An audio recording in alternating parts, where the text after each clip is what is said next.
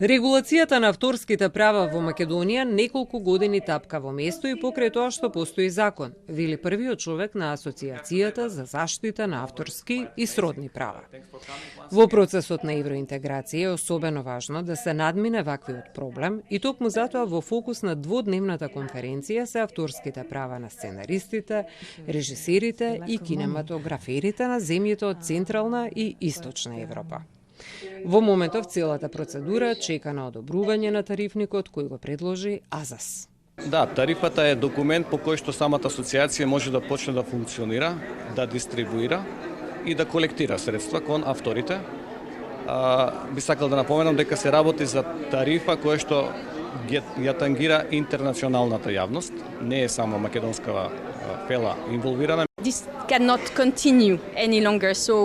Вака не може да продолжи понатаму. Затоа, тука сме со експерти од регионот, од различни европски земји, исто така од Шпанија, Франција, од балтичките земји, да ми објасниме на луѓето тука како функционира структурата на авторските права, да научиме едни од други и да ги повикаме македонските власти да го решат овој проблем. Според Јозеф, станува збор за закон кој не е само правна рамка, затоа што во овој случај не трпи само македонската култура, туку и економијата воопшто. Затоа е важно да се слушнат искуствата на експертите кои доаѓаат од различни земји и кои веќе го имаат решено ова прашање, затоа што државата тоа нема ништо да ја чини. Во исто време пак ќе има јасни правила на игра, според кои соодветно ќе биде вреднуван креативниот потенцијал на авторите.